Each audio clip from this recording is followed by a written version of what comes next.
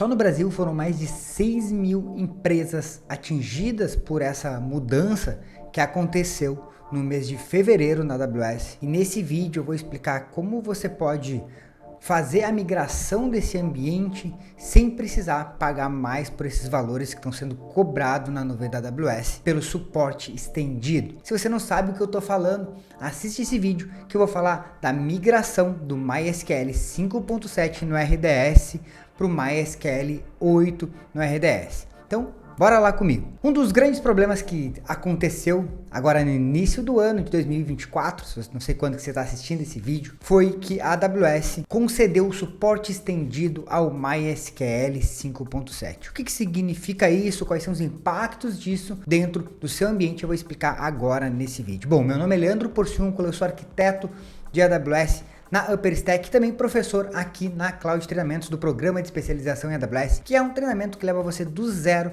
até o nível avançado dentro da nuvem da AWS para você que quer se tornar um arquiteto AWS de verdade. Bom, bora lá. Primeiro, o que é o MySQL, o que é o RDS, quais foram as mudanças que aconteceram. O RDS é um serviço de banco de dados relacional da AWS e lá nós temos várias versões de MySQL, SQL Server, Postgre, MariaDB, entre outros bancos de dados para a gente utilizar eles como um serviço, como uma plataforma já pronta para isso. Recentemente, a MySQL, a empresa que mantém o MySQL, avisou que o MySQL nas versões 5 seria descontinuado. Qual é o significado disso? Bom, a partir de fevereiro de 2024, na verdade, a partir do final do ano de 2023, o MySQL pararia de ganhar novas atualizações na versão 5.7. E isso significa um impacto diretamente em segurança, vulnerabilidade, correções de bugs que podem vir a acontecer. Eles pararam de dar suporte na versão 5.7 à comunidade do MySQL. A AWS, para resolver esse problema, fez o quê? Do final do ano de 2023 até fevereiro de 2024, eles deram de graça, sustentaram de graça esse suporte a versão do MySQL 5.7 e já há mais de um ano eles vêm avisando aos seus usuários que utilizam o MySQL 5.7 dentro do RDS para fazer o upgrade para a versão do MySQL 8. Porém, muitas empresas não viram esses anúncios, não viram essas publicações, não viram essas informações que estavam lá dentro do seu ambiente da AWS, mas não corrigiram isso. E para que essas empresas não ficassem sem utilizar o RDS, a AWS garantiu por mais alguns anos o suporte ao MySQL na versão 5.7. Porém, a partir de fevereiro de 2024, esse suporte a essa versão ele vai ser cobrado. Como assim? Está sendo cobrado. A AWS está cobrando o suporte estendido para todo mundo que utiliza o RDS na versão 5.7 ou até mesmo as anteriores. E isso vai garantir com que você tenha atualização de patches de segurança, atualização de vulnerabilidades, mesmo que a própria empresa não esteja mais dando suporte ao MySQL 5.7, a AWS vai garantir isso para os seus clientes. Porém, isso está sendo cobrado. Qual é o preço, então, que é cobrado por essa versão do MySQL, por esse suporte? E qual é a estratégia você deve utilizar para fazer essa migração? Deixar de usar o MySQL 5.7 e migrar para a versão 8. E é isso que eu vou explicar nesse vídeo. Então, roda a vinheta e vamos lá.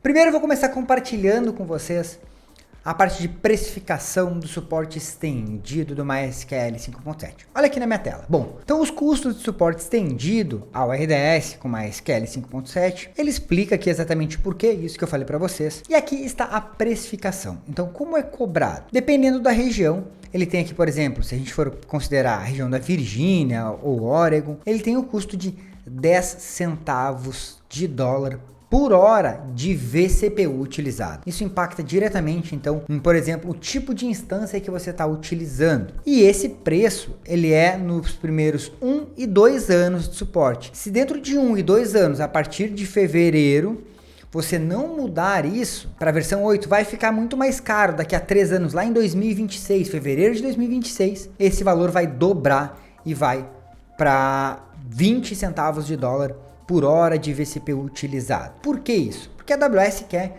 que você utilize sempre a versão mais nova, a versão que é segura, que tem segurança garantida. Como a gente pode simular isso? Então isso aqui vai depender da região, né? Por exemplo, se a gente está usando em São Paulo, vai ter um outro valor. Ó, aqui na região de São Paulo já vai para 21 centavos por hora.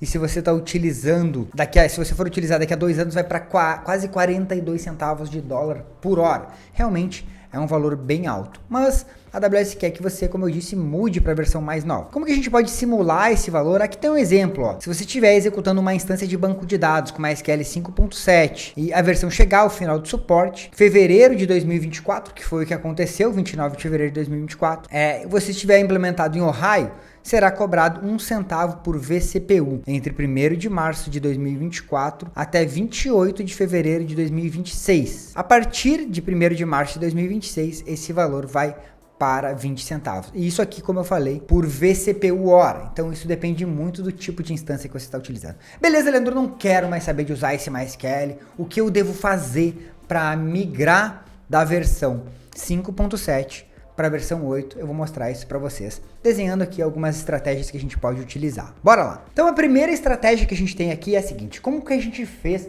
na maioria dos nossos clientes esse tipo de migração? Vamos lá! Eu tenho o banco de dados rodando, o que estiver em vermelho é a versão 5.7, por exemplo. Como que eu devo fazer para testar essa minha aplicação? Bom, ponto importante. Primeira coisa, eu vou fazer um snapshot. Vou fazer um snapshot desse meu RDS na 5.7 e vou restaurar ele aqui. Perfeito? Então, esse aqui é o meu banco de produção. Esse aqui é o meu banco de produção, que eu não vou mexer nele. Então, eu não vou mexer no meu banco de produção. Eu vou fazer um snapshot e vou restaurar ele ainda na versão 5.7. E aqui, quando eu restaurar esse banco na versão 5.7, ele vai criar um novo RDS para mim. Eu vou precisar criar um ambiente de homologação. E aí eu vou criar aqui, por exemplo, uns containers ou as minhas instâncias, né, com a minha aplicação. Uma versão de teste, né? Então isso aqui vai ser uma versão de testes. Depois disso eu vou conectar ele na versão 5.7. Vou conferir que a minha aplicação está funcionando.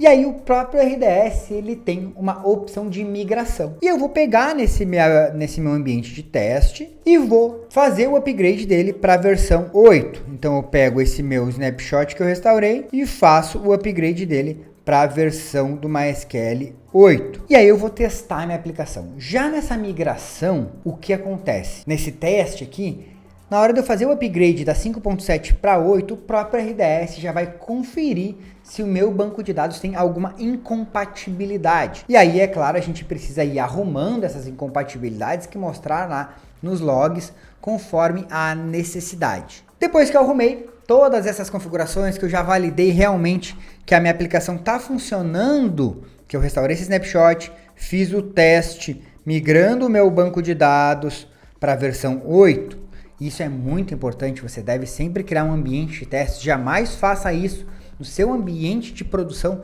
porque isso pode causar um problema de parada da nossa aplicação, problemas de lentidão, vários tipos de problemas de incompatibilidade aqui. Então não faça isso sem criar um ambiente de teste.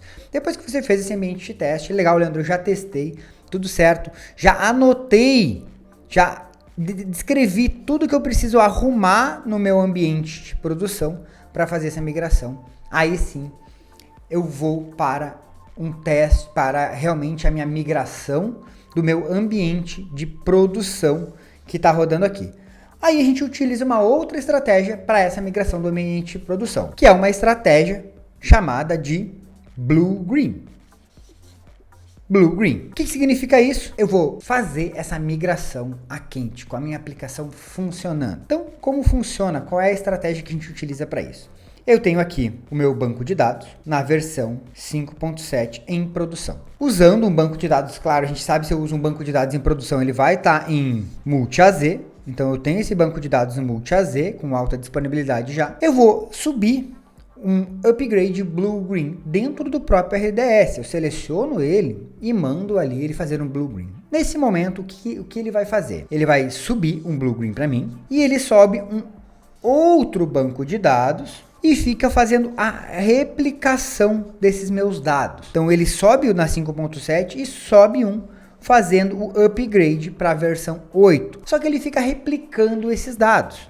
Aqui eu vou ter o meu endpoint, né? Que é o endereço lá do meu banco de dados, do meu Blue, que é o meu principal. Depois que ele fizer essa migração, que você fizer todo o conserto que você precisa fazer no seu banco de dados, aí sim você vai fazer a troca do Blue Green. Ele tem uma opção de trocar. Mas antes disso, você consegue ir acompanhando pelo Blue Green no seu ambiente de produção toda essa sincronização como está. Um detalhe muito importante que você tem sempre que tomar cuidado aqui é para ver se eles estão sincronizados. Bom, Leandro, eu queria entender como eu faço mais isso aqui na prática. Eu vou aproveitar e vou deixar um vídeo aqui que eu fiz na prática, uma migração Blue-Green dessas aqui, para você ver como faz isso na prática. Mas a ideia desse vídeo é mostrar algumas estratégias. Fiz o Blue-Green, tá sincronizado, tudo funcionando. O que eu vou fazer? Eu vou lá e faço a troca. Nesse momento ele vai trocar essa minha instância aqui para old, para antiga, né? E essa aqui vai virar a minha instância de produção, sem eu precisar alterar o meu endpoint. Então eu faço essa migração com o meu ambiente a quente. Um ponto importante que você sempre deve se precaver antes de qualquer coisa é fazer um backup, né? Fazer um snapshot do seu banco de dados. Isso é extremamente importante. E mesmo depois de você virar o Blue-Green, que você fizer a troca, espera alguns dias aí para excluir essa versão antiga aqui, para você realmente ter certeza que não ficou faltando nada ou que ficou com algum problema. Então é importante você esperar alguns dias sempre para isso. Perfeito? Então essa aqui é a estratégia para você fazer aí um upgrade do seu banco de dados e deixar de pagar esse tipo de licenciamento que a AWS está cobrando.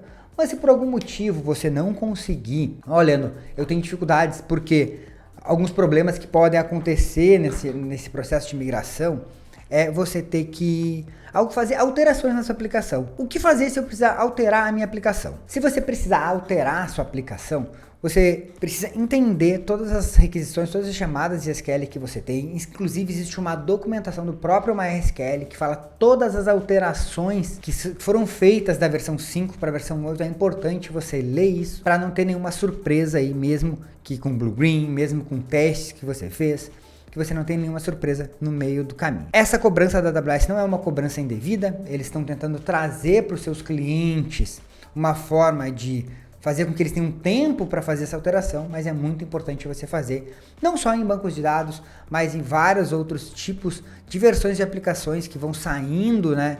As versões vão sendo descontinuadas, é sempre importante você atualizar suas versões, manter o seu ambiente de produção, ambiente de testes, sempre atualizado, para não ter nenhum perigo aí de ter vulnerabilidades, coisas de versões antigas que você não alterou. E se você gostou desse vídeo, não esquece de deixar um joinha aqui embaixo, já se inscreve no nosso canal para mais conteúdos sobre a AWS, se você realmente quer se tornar um arquiteto de verdade de AWS. Então, se inscreve aí, a gente se vê no próximo vídeo. Valeu!